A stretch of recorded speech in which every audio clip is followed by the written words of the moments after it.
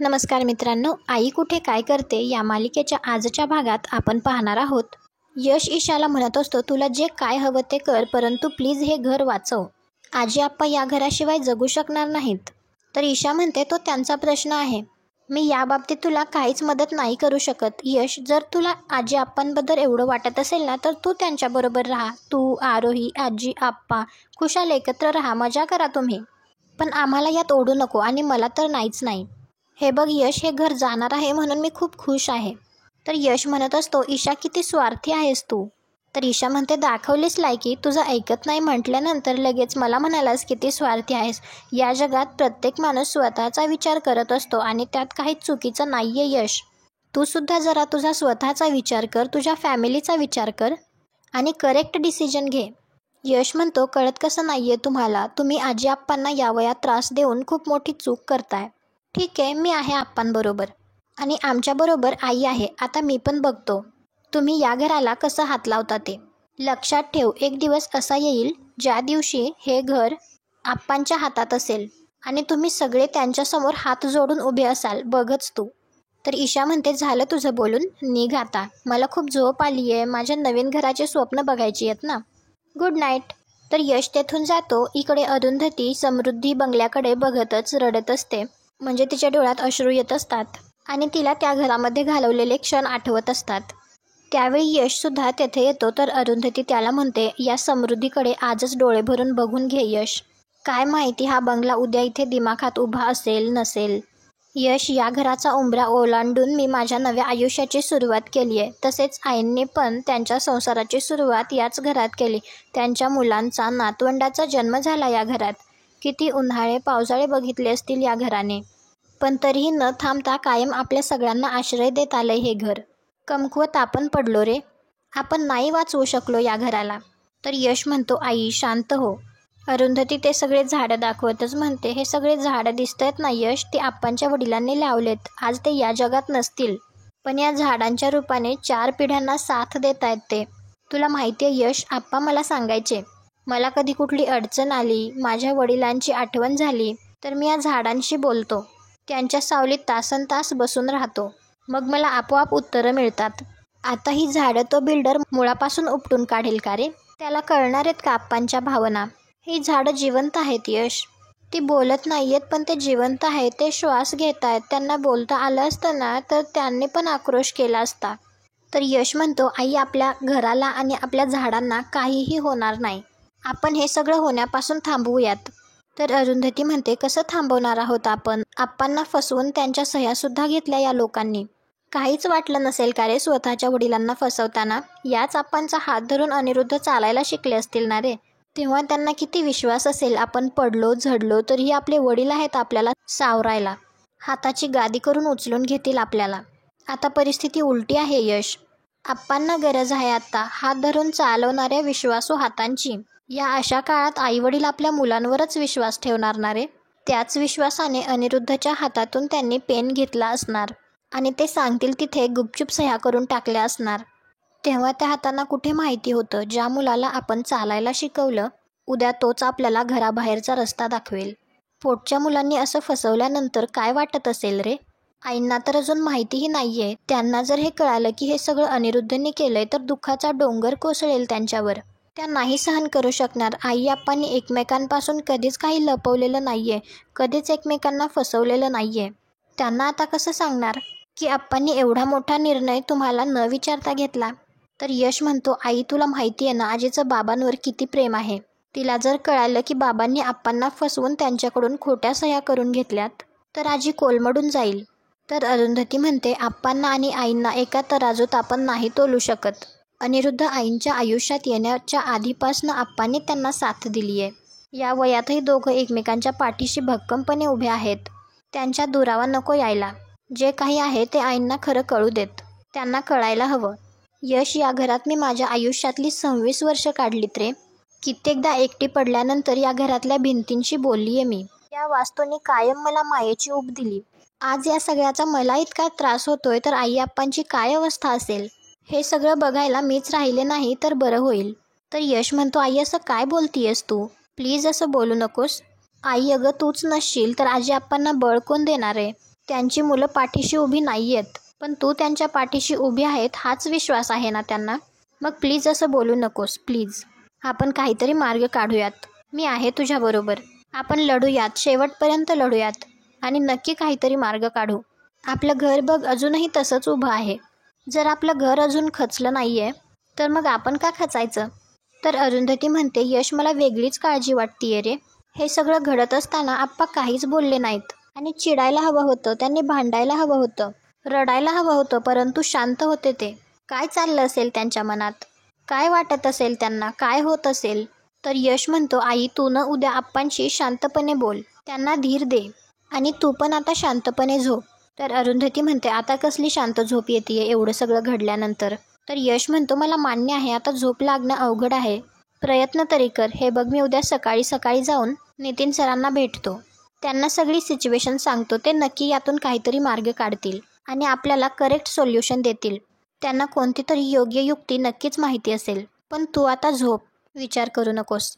इकडे संजना पेस्ट्री घेऊन आलेली असते आणि ती अनिरुद्धला दाखवत असते. तर अनिरुद्ध म्हणत असतो, हे काय आता? तर संजना म्हणते, फायनली आपण बॅटल जिंकलोय, तर सेलिब्रेशन तर व्हायलाच हवं. अनिरुद्ध शांतच असतो. तर संजना म्हणते, काय झालं, तुला हे सगळं आवडलं नाहीये का? अरे मोठी पार्टी आपण नंतर करू, आपला फ्लॅट झाल्यानंतर. हाऊस वॉर्मिंग पार्टी करू नंतर आपण, पण आता हे छोटंसं सेलिब्रेशन. अनिरुद्ध तरीही शांत उभा असतो. तर संजना म्हणते, कधीतरी तुझा मूड बरा असू दे. काय झालंय तुला? तर अनिरुद्ध म्हणतो, संजना आप्पांसाठी समृद्धी काय आहे हे मला माहिती आहे. तर संजना म्हणते, मग काय करायचं म्हणतोयस? डील कॅन्सल करायची का? ठीक आहे, आपण उद्याच बिल्डरला सांगू, आम्हाला ही जागा विकायची नाही. फाईन. आपण आयुष्यभर स्ट्रगल केलंच आहे, आता मुलांनाही करू देत. तर अनिरुद्ध म्हणतो, मला तसं म्हणायचं नाहीये. तर संजना म्हणते, मग काय म्हणायचंय? हे बघ आप्पांना काही कळत नाहीये, ते नाही त्या गोष्टीवर अडून बसलेत, पण तुला कळतंय ना, तुझ्या मुलांना पैशांची किती गरज आहे हे दिसतंय ना तुला. मग का गिल्ट घेतोयस? आप्पांनी सरळ सरळ जर पेपर्सवर सह्या केल्या असत्या तर हे सगळं करण्याची वेळच आली नसती आपल्यावर. पण आप्पा काही ऐकत नव्हते म्हणून आपण त्यांना न सांगता पेपर्सवर सह्या घेतल्या ना. अनिरुद्ध म्हणतो, तू म्हणतेस ते बरोबर आहे. संजना म्हणते, हे बघ तू हे सगळं स्वतःसाठी करत नाहीयेस, तुझ्या मुलांसाठी आणि तुझ्या बहिणीसाठी करतोयस. कोणाचं जर चांगलं होणार असेल तर थोडं खोटं बोलायला काहीच हरकत नाही. आणि आपण काही आई आप्पांना वाऱ्यावर सोडणार नाही आहोत, त्यांना पण एक फ्लॅट देणार आहोत. अरे नको एवढा विचार करूस, हा मोमेंट एन्जॉय कर. ते दोघं सेलिब्रेट करतात, परंतु अनिरुद्धच्या चेहऱ्यावर मात्र काही आनंद नसतो. परंतु संजना म्हणते की मी मात्र खूप खुश आहे, आज आपल्या दोघांची स्वप्न पूर्ण होणार आहेत. दुसऱ्या दिवशी सकाळी आरोही किचनमध्ये असते. तर अनघा तेथे येऊन तिला विचारते, आप्पांनी चहा घेतला का गं? तर आरोही म्हणते, नाही आज ते बाहेरच आले नाहीत. तर अनघा विचारते, म्हणजे असं कसं शक्य आहे? मला वाटतं आजीने पहाटे उठूनच चहा केला असेल, कधी कधी ते 4-4:30लाच चहा घेतात. तर आरोही म्हणते, अगं नाही, मी तुला सांगतेय ना, ते नाही प्यालेत चहा. मी पहाटे 5लाच उठलीये, माझा योगचा ऑनलाईन क्लास होता, त्यानंतर मी चहा टाकला, परंतु आजी आप्पा बाहेर आलेच नाहीत. मला असं वाटलं की ते झोपले असतील. तर अनघा म्हणते, कमाल आहे गं, ते कधीच एवढ्या उशिरापर्यंत झोपत नाहीत.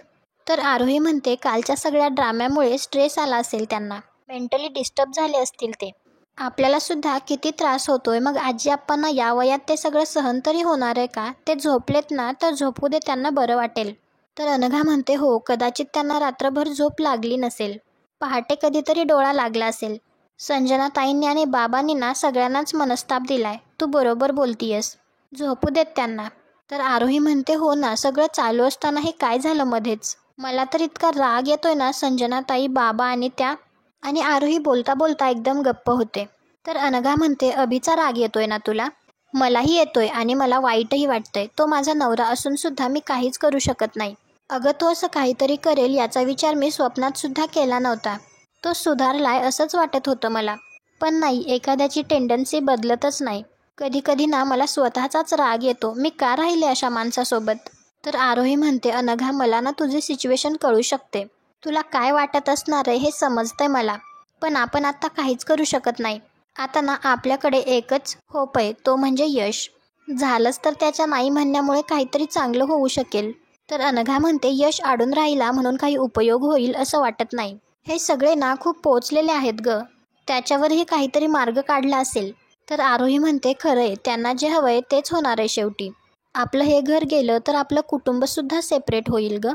तर अनघा म्हणते, तसंही हे घर कुठे एकत्र आहे ग, म्हणायला आपण सगळे एकत्र आहोत, पण संजना ताई, बाबा, अभि, ईशा कुठे सगळ्यांमध्ये मिक्स होतात. त्यांचं काहीतरी वेगळंच चालू असायचं. तर आरोही म्हणते, लग्न करून मी या घरात आले होते ना, तेव्हा मला खूप आनंद झाला होता. मी कधीच एवढ्या मोठ्या कुटुंबात राहिले नाहीये ग.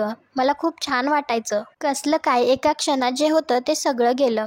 तर अनघा म्हणते, मी सुद्धा एक गोष्ट ठरवली आहे. समृद्धी जर तुटली ना, तर मी जानकीला घेऊन माझ्या माहेरी निघून जाणार आहे. मला नाही राहायचं अशा घरात, ज्या घरात आजी नाहीयेत, आप्पा नाहीयेत. त्यांच्याशिवाय घराला घरपणच नाहीये ग. इकडे अरुंधती नितीनला सांगत असते आप्पांना फसवून त्यांच्याकडून अनिरुद्धने सह्या करून घेतल्या. आणि यावेळी अनिरुद्ध संजनाने आप्पांच्या खोट्या सह्या नाहीत केल्या. त्या कागदपत्रांवर ज्या सह्या आहेत त्या आप्पांनी स्वतःच्या हाताने केल्यात. पूर्ण अडकलोय आपण. पण तरीही काही मार्ग निघू शकेल का? नितीन म्हणतो, हा बिल्डर खूप मोठा आहे अरुंधती, त्यामुळे त्याने ही मूज विचार करूनच घेतली असणार. पण तरीही मी बघतो काही करता येतंय का ते. तर अरुंधती म्हणते, प्लीज काहीतरी करा. काहीही झालं तरी ती जागा अनिरुद्धच्या हातात जाता कामा नये. आणि नितीन, जर काही झालंच नाही तर बंगला बिल्डरच्या ताब्यात गेला असं समजायचं का? नितीन म्हणतो, कसं आहे अरुंधती, हे सगळं अनिरुद्धने आप्पांना फसवून केलंय हे आपल्याला माहिती आहे. पण अनफॉर्च्युनेटली आपण हे सगळं सिद्ध करू शकत नाही, म्हणून हा सगळा प्रॉब्लेम झालाय. त्यात अविनाशचं NOC सुद्धा त्यांनी मिळवलंय. बरं, विशाखासुद्धा त्यांच्याच बाजूने आहे. तर अरुंधती म्हणते, खरंच कळत नाहीये हो. विशाखा अशी वागेल असं कधीच वाटलं नव्हतं मला. पैशांपुढे आईवडिलांची किंमतसुद्धा शून्य होऊन जाते का? तर नितीन म्हणतो, काय करणार, कलियुग आहे. पण अरुंधती, मला सांग, कांचनताई आणि आप्पा बरे आहेत का? तर अरुंधती म्हणते, ते खूप दुखावले गेलेत. आप्पांची खूप काळजी वाटतीये मला. इतकं सगळं घडत असताना ते काहीच बोलले नाहीत, शांत होते. काय चाललंय त्यांच्या डोक्यात काही कळायला मार्ग नाहीये.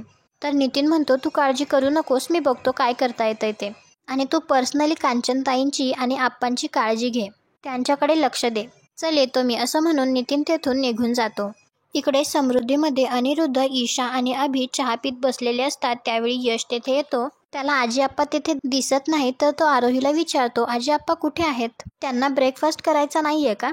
तर आरोही म्हणते, अजून ते उठले नाहीयेत. यश म्हणतो, कसं शक्य आहे, तू उठवलं नाहीस का त्यांना? तर आरोही म्हणते, नाही, मला वाटलं झोपू देत त्यांना अजून. तर अनघा म्हणते, कालच्या प्रकारामुळे धक्का बसला असेल त्यांना. या वयात काय वेळ आलीये त्यांच्यावर. तर यश म्हणतो, आणि हे काय, आजीने देवपूजा केली नाही अजून? तर अनघा म्हणते, अरे नाही, अजून त्या उठल्याच नाहीत. तर यश म्हणत असतो, असं कसं शक्य आहे? अनिरुद्ध म्हणतो, यश ठीक आहे, एवढं काही झालेलं नाहीये. या वयात असं होऊ शकतो, लागू शकते त्यांना झोप. झोपू दे, त्यांना थोडा आराम मिळेल. तर यश म्हणतो, नाही, शक्यच नाही. इकडे जगबुडी झाली तरी आजी देवपूजा चुकवणार नाही. तुम्ही दोघींनी रूमचा दरवाजा वाजवला होता का? तर अनघा म्हणते, नाही. तर यश म्हणतो, मी जाऊन बघून येतो, असं म्हणून तो त्यांना बघण्यासाठी जातो. तर अभि म्हणतो, यश उगाच फुकटचा पॅनिक होतो, एवढी काळजी करण्यासारखं काही नाहीये. तर ईशा म्हणते, ते नेहमीचंच आहे त्याचं, आणि आता इतका अतिरेक करेल ना. ते काय, सध्या आपण विलन आहोत ना, मग दाखवायला नको का आजी आप्पा आपल्यामुळे डिप्रेस्ड आहेत? तर अनघा म्हणते, ईशा, सकाळपासून आजी आप्पा खाली आलेले नाहीयेत. तुला त्यांची काळजी वाटत नाही का? तर ईशा म्हणते, त्यात काळजी वाटण्यासारखं काय आहे? बरं आहे ना, निवांतात झोपले दोघे जण. तर अनघा आरोहीला म्हणते, अगं आपलंच चुकलं, आपण त्यांना सकाळीच उठवायला हवं होतं. तर आरोही म्हणते, अगं नाही, ठीक आहे, अगं ते झोपले असतील खरंच. तेवढ्यातच यश, आरोही, अनघा असं ओरडत ओरडत खाली येतो आणि त्यांना म्हणतो, आप्पांनी ही चिठ्ठी लिहिली आहे आणि त्यात लिहिलंय की ते दोघे घर सोडून निघून गेलेत. आणि आजचा भाग इथेच संपतो. पुढील भागात आपल्याला पाहायला मिळणार आहे, अरुंधती ओरडतच अनिरुद्धला म्हणत असते, आई आप्पा कुठे आहेत? घर सोडून का गेलेत माहिती आहे ना? तर अनिरुद्ध म्हणतो, तुला काय म्हणायचंय? ते माझ्यामुळे गेलेत? तर अरुंधती म्हणते, हो. तर अनिरुद्ध म्हणतो, माझ्या आईवडिलांबद्दल एवढा कळवळा दाखवून तुला काय सिद्ध करायचंय? तर अरुंधती म्हणते, आई आप्पा मला त्यांची मुलगी मानतात, मी माझ्या आईवडिलांना शोधणारच. तुम्हाला हा भाग कसा वाटला ते कमेंट करून नक्की सांगा. व्हिडिओला लाईक करा, आपल्या मराठी मालिका चॅनलला सबस्क्राईब करा. भेटू उद्याच्या भागात.